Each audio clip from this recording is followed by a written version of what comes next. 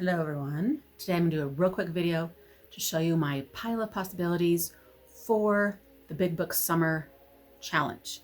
This is a challenge hosted by Sue Jackson. She said she's been doing it since 2011 on her blog.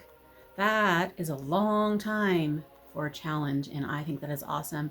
And I'm not sure why I've never participated in it before, like officially. So I decided it was about time that I officially do this, because I'm going to be reading books that qualify for the most part anyway. So the qualifications are that they be 400 pages or more, and that you read them between Memorial Day, which was yesterday at the time of this filming. Hopefully I'll get this up today too, actually, and Labor Day. I went through my TBR pile here and in the other room, and I even walked around in that craziness downstairs to see what big books I've been avoiding. And maybe I can add them to my list and just suck it up and read them this summer. Some of the books that were already on my list to read qualify because they're over 400 pages. So I'm adding them to the pile of possibilities also. I'm sure there's a lot more I could stick in this pile, but for the ones that I found in my house, here we go. First of all, I started this one already. This Woven Kingdom by Tahira Moffi. This one I'm going to finish hopefully by the end of this week to make it count for May's reading and the Asian readathon. How many pages does it have? I think we've got almost 500 pages. 500 pages of this one. This is one I've been looking forward to for like a year, and I've got a good little start on it on page 47 right now. There's a lot of world building set up that's a little confusing in the beginning, so I'm having a little struggle getting invested in it, but I know once I get past that hump, it's going to be amazing.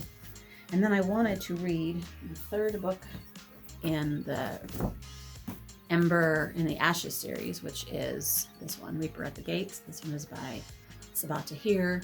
Love, love, love this series, so I'm anxious to keep going with it. This one is 458 pages, so hopefully I will get to this one like in June or so. Sometimes I have to spread out my epic fantasy books. I get kind of bogged down by the epic fantasy-ness of books. I love them, but I don't like to read them one after the other. Does that make sense? Because sometimes they kind of mush together in my brain, and sometimes I just kind of get tired of the epicness of it. I don't know. We'll see how this one fits in. Also in June, I need to read this one because this is our book club read for June. And it fits for the big books because it is 490 pages. Yeah, is that the last page? 490 pages. I'm a little worried about this one too. I'm afraid that the weirdness of it might make my brain tired. So, but I know it's supposed to be really good, so we'll see. I'm excited that it finally made our book club choices. I don't want this to seem like a June TBR because I will be doing one of those later, I think, but so far that's kind of what it's like. Then I went through my I just went through my TBR pile and grabbed some things that have been sitting there waiting for a turn forever and ever. This is one of them, The Distant Hours by Kate Morton. I've got a couple of Kate Mortons on my stacks to get to, and I just kind of really am in the mood for some family saga thing. I love that kind of stuff, and I think, I'm not sure, but I think this is one that would fit that category. And so maybe I'll fit this one in between some of the fantasies. I just need some good, intense family saga too. So maybe this one is it. I don't know. Oh, this one has been on my TBR forever. I love Robin Hood stories. Some of my all-time favorites.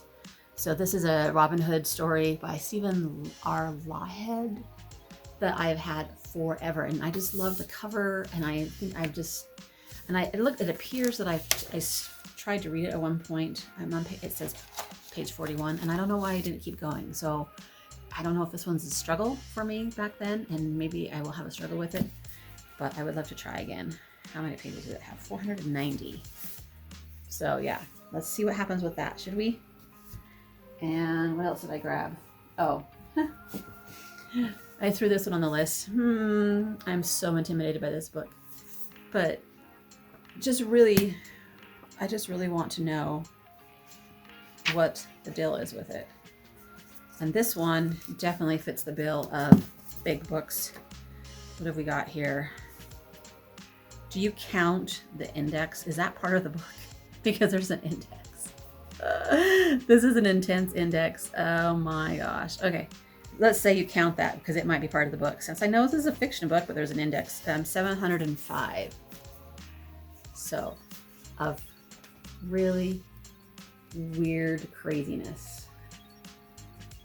Anyway, maybe that'd be a good book for the summer. Try and tackle. I don't know.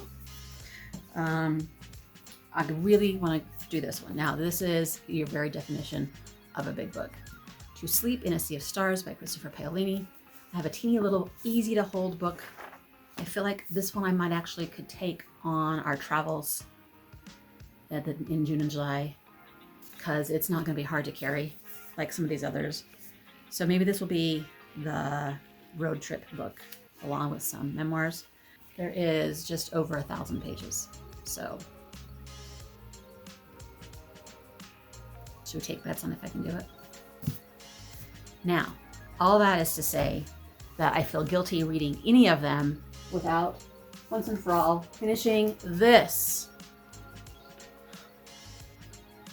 So yeah, I got stuck in it at page, I'm stuck on page 513, which is not quite half.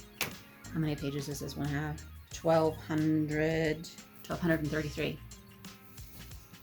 So do you think that maybe I can just buckle down and finish this? If I think of it as half the book and not the whole book, it's really not that big, right? I think my biggest problem with this is that it's hard to hold and read. Like you can't really curl up with it, you know what I mean? So I'm thinking I might try to get my hands on an ebook of it. I think I've done that before, but then when I got a hold of it, I couldn't concentrate on it. There was too many other things going on. So maybe I'll try to get the ebook of this one, and then when it comes in, just buckle down for a week and finish it. Does that sound like a plan? Because I feel guilty doing any of these when this one's sitting here unfinished. So I love the characters and I love the storytelling and the world and all that, but I'm just not grabbed by it this time. If I would just get grabbed by it, I would just fly through it because it's such easy reading, you know?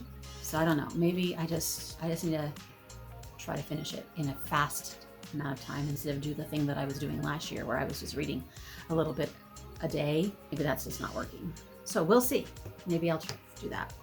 So there you go. My pile of possibilities for Big Book Summer this year. I know that there's probably others. A lot of people's videos that I've been watching have mentioned Demon Copperhead and that Andy Weir one, but whose name I can't remember. Those both are ones that I really would like to read. I don't have them. I'd have to get them at the library or something. Somebody else was mentioning another one that I really kind of wanted to read too. They're all so good. Oh, I just want to read everything. We'll see how I do, and I look forward to knocking out some big ones this summer. Thanks so much for watching, and we'll see you next time. Bye.